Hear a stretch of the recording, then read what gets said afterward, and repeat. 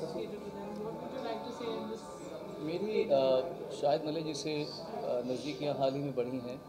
हमेशा से उनके फ़न का तो मैं प्रशंसक था ही हमेशा, लेकिन ज़िंदगी में आहिस्ता आहिस्ता हम नए नए दोस्तों से मिलते हैं जो हमारे कार्मिक दोस्त बनते रहते हैं। तो शाहिद साहब से मेरी वो अब जो मिलन हुआ है ये बहुत अच्छा वाला हुआ है। उन्हीं के माध्यम से मुझे उनके पिताजी के बारे में मालूम पड़ा। इनफैक्ट मुझे ये भी नहीं पता था कि उनकी अकस्मात उनका जो देहांत हुआ है वो इतना अनएक्सपेक्टेड हुआ। और बेचारे, और जो भी इनकी अंदर में जो भी है कि ख़ानदानी लोग हैं। लास्ट टाइम मेरे घर में जब शाहिद जी बैठे हुए थे तो उन्होंने मुझे अपने फादर के बारे में बताया कि कैसे उन्होंने रफ़ी साहब का प्यार इनके अंदर डाला, और ऑब्वियसली इनके ख़ानदान में ही इतना म्यूज़िक है, तो इसलिए ये जो इनके फादर का कंट्रीब्यूशन है वो वही है जैसे मेरे फादर का मेरी ज़िंदगी में कंट्रीब्यूशन है। और पहली बार आप ये उन्हें याद करने के लिए उत्सव रखा हुआ है। ऐसे लोगों का तो उनको याद करने में दुख नहीं होना चाहिए, उनके जीवन को ही सेलिब्रेट करते हैं। तो आज आपके फादर साहब से भी मुझे पहली बार मिलने का ढंग से मौका मिलेगा, और मैं उनकी भी रिसर्च करूँगा जैसे मैं करता हूँ हमेशा। और आपके परिवार को और मेरी ओर से आपको सभी को बहुत बहुत प्रार्थनाएं, और ये भी कहूँगा कि आपकी पहली बार पिताजी को उत्सव रखा है तो शुभकामनाएं। बहुत बहुत शुक्रिया।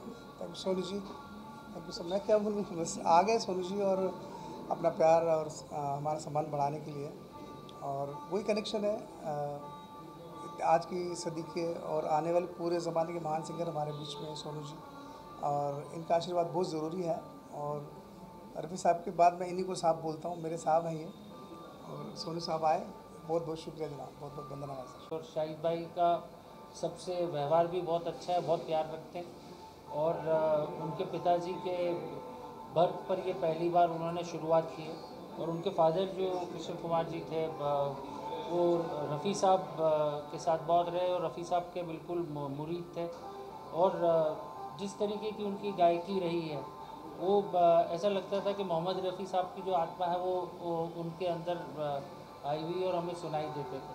और इन संस्कारों में ही शाहिद बड़ा हुआ, और शाहिद में भी उतने ही गुण हैं। और सबसे अच्छी बात यह है कि आज के जनरेशन में भी होकर के अपने फादर के लेगेसी को, उस नाम को रिमेम्बरेंस के लिए एक इनिशिएटिव लेना और ये करना, ये बताता है कि कितने ख़ानदानी और कितने अच्छे परिवार के संस्कार हैं। और मैं इसके लिए शाहिद को बहुत बहुत बधाई देता हूँ। And I am feeling very happy to be. हम म्यूजिशियंस को सबसे अच्छा वही लगता है जहाँ सबसे ज़्यादा म्यूज़िक हो। फादर सन के एक रिलेशनशिप हमेशा जब आप एक उस पर पले बड़े रहते हैं, आप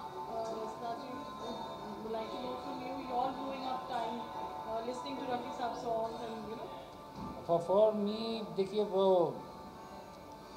रफ़ी साहब के गाने तो मैं जब बचपन से सुनता आ रहा था। एंड मैं जिस स्कूल से हूँ, लक्ष्मीकांत प्यारेलाल जी के मैंने बहुत सीखा म्यूज़िक कंपोजिंग। मैं म्यूज़िक कंपोज करता हूँ तो। और रफ़ी साहब के सबसे ज़्यादा म्यूज़िक इंडस्ट्री में उन्होंने जो हेल्प किया, सहयोग किया, वाकई काबिल तारीफ़ है।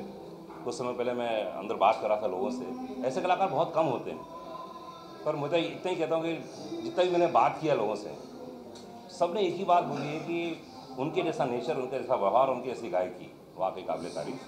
तो मैं चाहूँगा कि जहाँ पे भी हैं वो हमें देख रहे हैं, और पहली पुण्यतिथि है, भगवान उनकी आत्मा को शांति दे।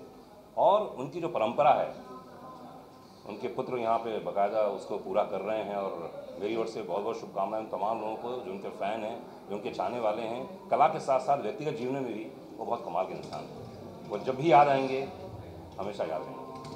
Thank you.